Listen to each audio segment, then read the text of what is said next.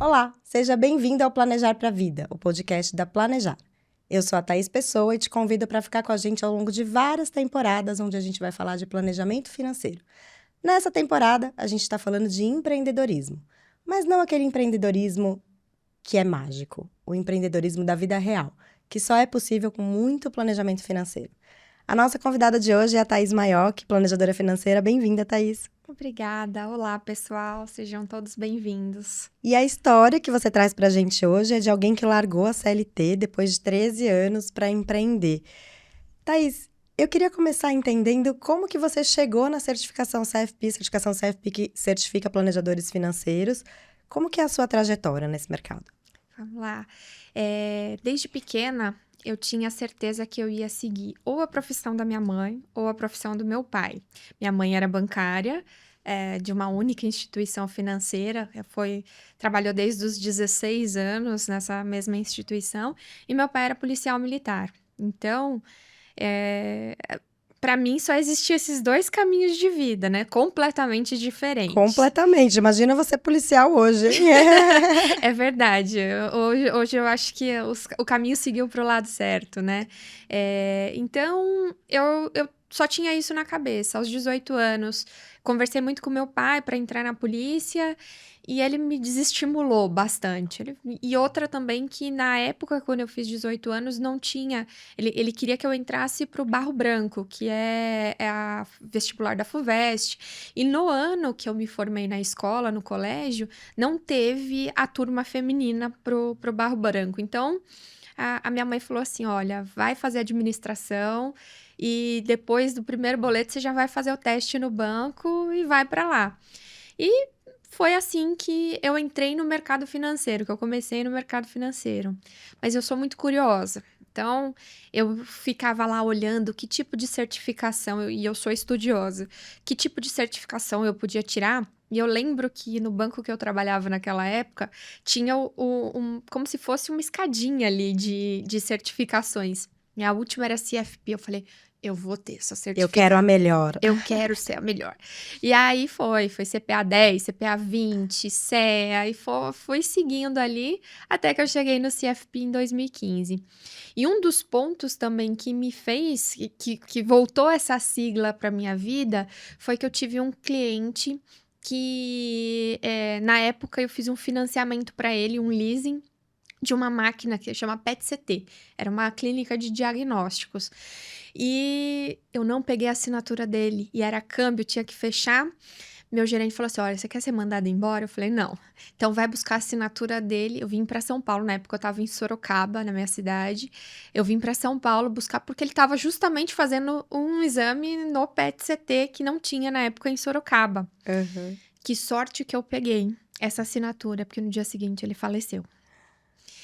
Aí veio o problema. Essa empresa, ela tinha assinatura de 2 sócios. Ela não podia pagar nem a conta de água da clínica sem a assinatura dos 2 sócios. Eu fiquei indignada com aquilo. Eu fiquei, meu Deus, como que eu posso orientar a outro? Que certificação eu posso fazer para orientar meus clientes a ter um planejamento, a pensar em sucessão, pensar em coisas que podem acontecer, né? Foi quando veio o CFP também de novo ali. Eu falei, não, agora é a hora. Foi quando eu vim, estudei, vinha para São Paulo para fazer o curso preparatório. E foi quando eu decidi entrar de cabeça nesse mundo. E foi a melhor coisa que eu fiz para minha vida. Que legal. E aí você entrou no banco, você tirou a CFP, ficou mais um tempo até chegar 2019, quando você resolveu empreender. A gente tem uma pesquisa para contextualizar essa nossa conversa, que fala que o sonho de 52% das mulheres brasileiras é conquistar a independência financeira, e isso vem antes de casar, ter filhos e comprar a casa própria. Você se vê nessa estatística? Sem dúvida, sem dúvida. Acho que ter essa independência financeira, ela sempre foi o norte para minha vida. Acho que quando a gente olha de planejamento, eu não sei se era tão claro. Quando a gente olha os dados, né, ele fica mais claro agora, também agora que passou. Mas sempre foi um norte para minha vida. Mas o empreendimento, o empreendedorismo na sua vida veio meio que por acaso, né? Você tinha essa condição de já buscar uma situação confortável, você gostava de ter a sua reserva de emergência, mas o empreendedorismo surgiu como na sua vida? Lá em 2019, o mercado estava bombando, o Brasil era crescente, nossa, a bolsa vai explodir, bolsa 150 mil pontos. E eu via que a forma como eu atendia os clientes dentro da instituição financeira, ele acabava me bloqueando, assim, sabe? Eu tinha, bem ou mal, tinha metas a cumprir e aquilo que o banco me determinava, né? Então, pensando na independência, de atendimento aos clientes, eu tomei. E aí veio o convite também do CEO da instituição que hoje eu presto serviço, né? Me mandou mensagem: vem pra cá, vamos trabalhar junto, vem ser independente. Falei, cara, no banco acho que o CEO nunca vai me mandar uma mensagem. Acho que eu vou. E foi da noite pro dia essa decisão, sabe? Eu decidi largar tudo, e aí não teve acordo, simplesmente pedi demissão do banco, abri mão de todos os benefícios que eu tinha, né? Que o Tempo de banco, casa, né? tempo de casa, 13 anos não é pouco, né? não, é bastante tempo, assim. E principalmente mudança de vida, né? Porque é confortável a gente ter um salário todos os meses, viajar com valor de férias, com bonificação de férias, né? É, confesso que o empreendedorismo, essa é a coisa que mais me pega, as É, férias, porque a gente não tem férias. não tem férias, não tem descanso, né? Não tem dia, então, mas tudo bem, tem outros benefícios que acabam compensando, né? E você foi empreender como assessora de investimentos. Você virou sócia de um escritório de assessor de investimentos, é isso? Exatamente. Em dezembro de 2019, pedi demissão e fui empreender como assessora independente, né? E foi uma experiência bastante interessante, porque 3 meses Educativa. depois, o que aconteceu no Brasil em março de 2020, né? O mundo virou de cabeça para baixo. A gente ficou trancado dentro de casa sem saber o que ia acontecer, né? Então foi desafiador, mas bastante importante. Eu acho que eu amadureci muito como profissional nesse momento. E foi meu grande diferencial. Acho que eu hoje sou o que sou porque aconteceu na pandemia. Eu tive um momento, confesso que é eu acredito que é uma bênção de ser independente, de ter um celular, o contato dos meus clientes e poder ligar para eles, porque eles estavam desesperados. Ninguém sabia o que ia acontecer, os bancos fechados e assim, ninguém para A dar bolsa caindo. a bolsa caindo, circuit break, então aquela loucura. E eu confortava os clientes. E de alguma maneira eles também me confortavam, né? A gente conversava muito, qualquer movimento que acontecia, eu ligava para eles, olha, tá acontecendo isso e isso, pode ficar tranquilo, vai dar tudo certo. Então foi uma rede ali de apoio mútuo que eu tive, tanto eles comigo quanto eu com eles, e a gente seguiu durante esse momento. E esse momento me fez conquistar os clientes, porque eles me acompanhavam. Falavam assim, Thaís, você tá aqui, você tá presente, você tá nos abastecendo de informação, por que eu vou ficar em outra instituição se eu posso ter você? Então, eles vieram comigo e eu tive a sorte de montar a carteira bem rápido. E qual que você acha que foi a sua decisão mais acertada? Que você, então, tomei uma decisão aqui de momento, resolvi empreender para buscar um sonho, né? Realizar alguma coisa que você já desejava na vida, mas o caminho não foi fácil. O que você acha que foi o seu acerto nesse processo para que você tivesse tido sucesso mais para frente? Sem dúvida foi o planejamento, né? Desde que eu tirei o CFP, a minha cabeça mudou muito. Sempre fui uma pessoa muito baladeira, como toda mulher gostava de gastar com roupa, queria sempre uma coisa nova, então eu não tinha qualidade nem planejamento financeiro, assim, eu realmente gastava desenfreadamente. E quando eu tirei o CFP, a coisa mudou. Eu comecei a dar mais atenção aos meus sonhos, que é de viajar, né? Eu acabei conhecendo todos os continentes, viajei pelo mundo, fiz viagens incríveis ali. E me planejei. Tinha dinheiro guardado. Acho que o principal ponto que me permitiu não pensar tanto para fazer a mudança e deixar os meus anos de CLT para trás foi ter dinheiro guardado. Porque eu sabia que ali, tendo pelo menos uns 6 meses ali, eu ia conseguir pagar as minhas contas, né? Porque sair do CLT para zero, né? Não ter um salário fixo nem nada, é bastante difícil. É o que a gente fala, né? A reserva de emergência, ela não é uma reserva de emergência, ela também pode ser uma reserva de oportunidade, né? Você tem mais oportunidades na vida do que emergências. Então, se você tivesse dinheiro que te dá esse conforto para tomar um passo com segurança, pode ser um bom motivador para a gente fazer uma reserva de emergência, né? Sem dúvida, sem dúvida. Acho que na época eu nem tinha esse nome, assim, na minha cabeça. Era um dinheiro guardado que estava lá. Mas ele foi essencial. Mas conta a sua história com as viagens, porque você falou que tirou o CFP, começou a se preocupar com planejamento e aí você entendeu que era possível. Era possível. Eu venho de uma família simples, não é uma família que tem muitos bens, né? A gente sempre trabalhou duro para se manter na vida. Lógico que nunca passei fome nem nada, mas não tinha determinados luxos. E eu comecei a ver que eu poderia. Meu sonho sempre... Eu sou super curiosa com coisas diferentes, né? Então, eu olhava, assim, as coisas pelo mundo, falei, poxa, vou tentar.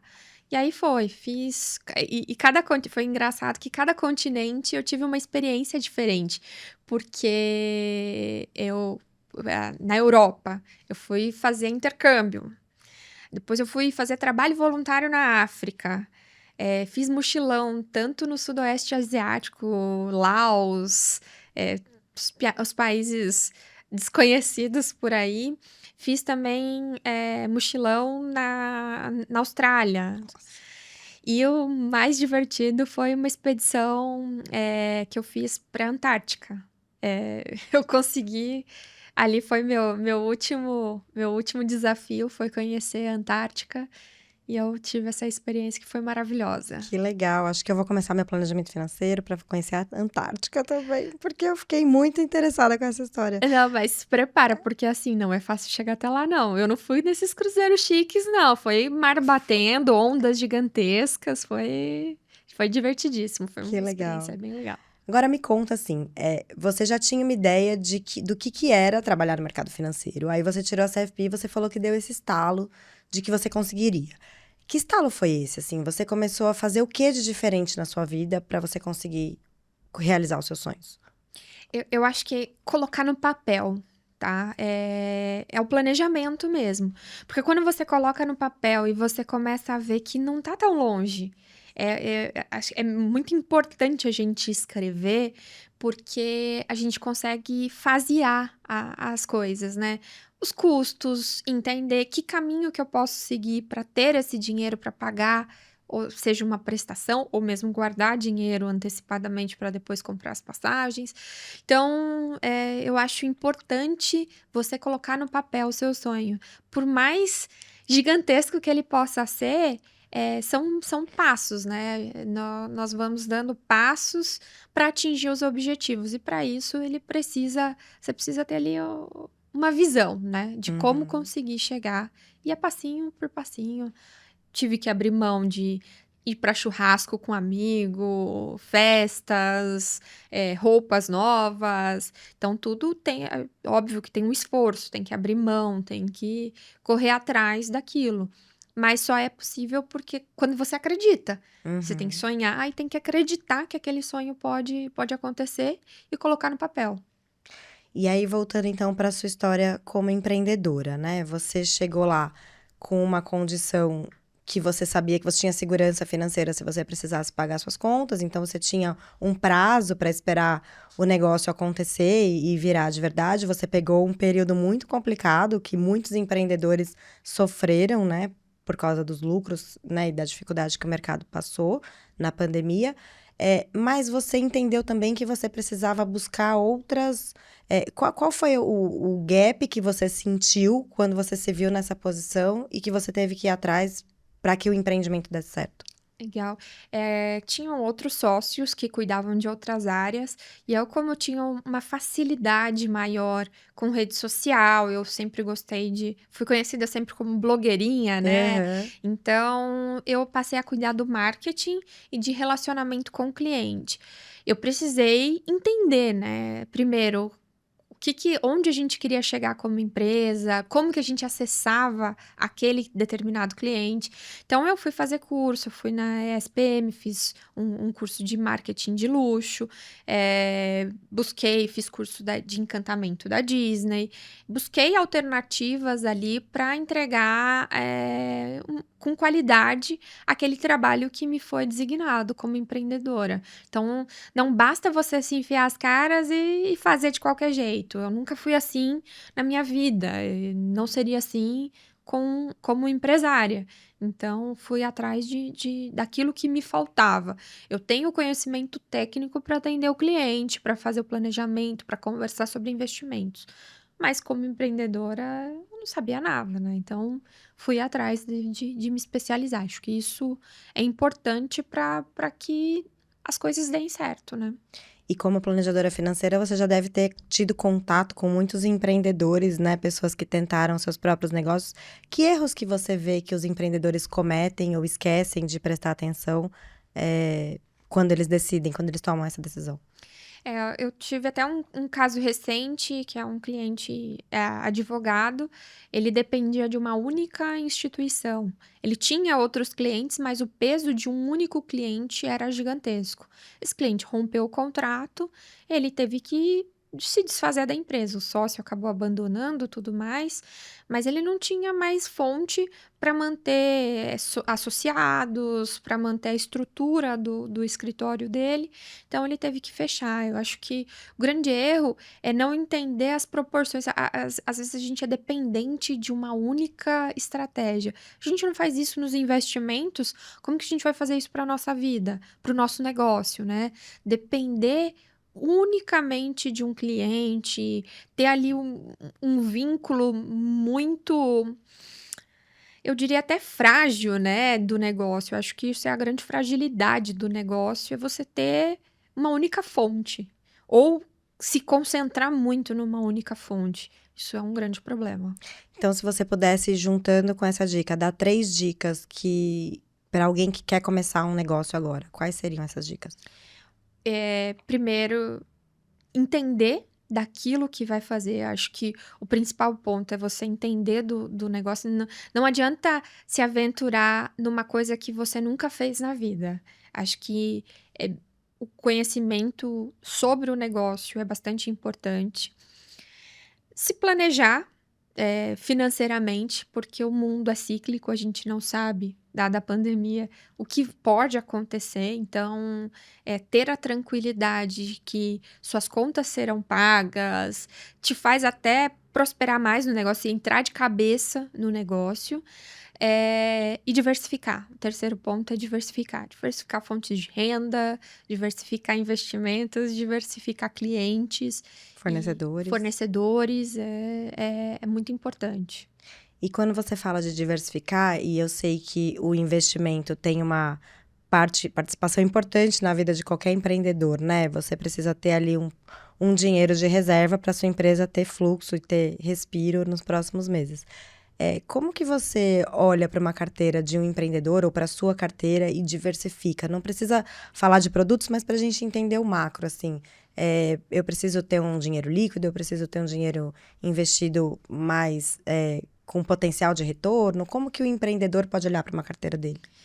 O empreendedor, ele precisa ter um cuidado. Eu costumo dizer que ele já é arrojado na vida, né? Porque empreender no Brasil não é nada fácil. Então, às vezes, quem empreende tem essa característica mais arrojada. Não, vamos lá, vamos fazer. Eu acho que vale a pena a gente sentar e entender o fluxo. Talvez, em algum momento, no início ali do empreendimento, que ele está fazendo, ser um pouquinho mais conservador, ter um pouco mais de liquidez do que normalmente ele tem, para poder ter a tranquilidade de passar, né? E quanto a uma carteira diversificada, é importante a gente ter ali o curto prazo, que, poxa, precisa ter acesso fácil, precisa ter liquidez, e a gente não sabe a emergência. Se a emergência acontece 9 horas da noite, o dinheiro está numa corretora, por exemplo, como que você faz? Então, é importante pensar nesses pontos. O médio prazo, poxa, vamos dar aquele tempero, vamos colocar ali um pouquinho mais de ativos que ficam um pouquinho mais presos, não tanto, mas ali um pouco menos de liquidez. E aqueles de longo prazo, realmente pensar no longo prazo, o que faz a diferença ali, né? Então, diversificar os investimentos pensando no planejamento individual, e isso é muito particular. Não adianta, não existe uma fórmula mágica, né? Ter tantos por cento aqui, tantos. Não, é uma construção, a gente tem que pensar ali de acordo com o plano de cada um dos investidores. Agora, a sua vida foi pautada na busca pela independência financeira. Os empreendedores, quando empreendem, possivelmente estão buscando a mesma coisa. Quando que a pessoa pode considerar que ela atingiu a independência financeira? Eu considero a independência financeira aquele momento que, se tudo der errado, você consegue pagar suas contas. Então, Por quanto tempo? olha, o ideal é para a vida inteira, né? Quando a gente tem ali um fluxo de recebimento que você tá tranquilo, isso para mim é independência financeira. Mas se ali só que isso no Brasil é muito difícil. Eu tenho certeza disso, já tentei várias vezes. Mas quando a gente olha assim, às vezes a independência para um ano, por exemplo, dá já para a gente buscar oportunidades e buscar ali coisas diferentes para nossa vida. Quem sabe um ano sabático, um ano criativo, tem tantos nomes hoje, né? Mas um ano já é um passo importante para o brasileiro, como independência financeira. E quem te ouviu falar e pensou, putz, vou tirar um ano sabático, o que a pessoa tem que se preocupar para a volta? Assim, então, eu guardei dinheiro, consigo me manter um ano, consigo viajar, então eu tenho dinheiro para viajar, mas eu vou voltar. Qual que é o planejamento para a volta? Qual que é a sobra que ela tem que ter para poder tirar um ano sabático? Assim, um ano sabático, ele é complicado, porque ele pode ser um ano barato, vivendo de albergue de um lado para o outro, como pode ser um ano de luxo, né? Então, depende do planejamento. A volta, assim, eu acho que é muito mais intelectual do que financeira, né? A volta você tem que estar preparado, porque um ano muita coisa muda. A pessoa tem que eu acho que tirar o chinelo e colocar o sapato de novo é complicado, né? Então, psicologicamente falando, mas eu vejo muito mais como algo intelectual do que financeiro. A pessoa que parou um ano, ela já se planejou muito bem, né?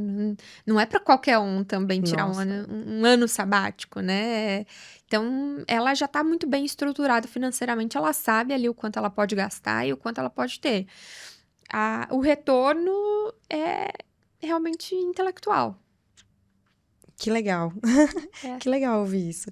E se a Thaís pudesse olhar para a Thaís de 2019, que tomou aquela decisão de momento, mas de alguma forma embasada, né? Se você pudesse olhar para aquela Thaís de 2019 e dizer alguma coisa para ela, o que você diria? Vai, confia. Vai dar certo? Vai dar certo, vai dar certo. Você vai ficar algumas noites sem dormir, você vai ficar ali. Mas vai dar certo porque você é empenhada. E não amoleça. Não amoleça, porque o seu sucesso vai vir do seu empenho, da sua luta diária. Você teria feito alguma coisa diferente nesse seu processo do empreendedorismo? Pô, leria mais contratos. Olha aí a dica. Leiam os contratos. Exatamente. Leia as letras minúsculas, porque faz toda a diferença. E uma vez quando você é CLT, parece que a lei tá do seu lado, né? E quando você passa a empreender, você é quem gera o emprego, você é quem gera A relação com o a cliente, né? relação. Então, é importantíssimo estar ciente de contratos. Isso é muito importante, porque as pessoas não olham pra... Eu lembro uma vez, eu estava reformando meu apartamento e eu fui numa loja de material de construção. E eu comprei piso e eu li o contrato, eram 5 páginas. O rapaz, então aqui, assina aqui. Eu li o contrato 5 páginas, porque eu pensei, se eles não quiserem me entregar esse piso, eu nunca mais sei onde reclamar. Eu terminei, assinei, ele falou, eu trabalho aqui há 10 anos, você foi a primeira pessoa que leu esse contrato. Eu falei, gente, como que as pessoas assinam sem ler, né? Pois é. E assim, não tenha vergonha de buscar ajuda porque uma coisa é você ler e outra coisa é você entender. E muitas vezes a gente só entende na prática. E é importante, sim, buscar outros profissionais que te ajudem. Hoje a gente tem inteligência artificial que nos ajudam a entender. Então, ler contrato é o grande ensinamento para empreender também. Thaís, algum recado que você queira deixar para quem te ouviu falar até aqui e se inspirou com a sua história? Poxa, sonhem. Sonhem bastante. Mas não sonhem só na cabeça. Coloque no papel, planeje, guardem dinheiro, e corram atrás dos sonhos. Porque é só assim que a gente tem como que eu posso dizer?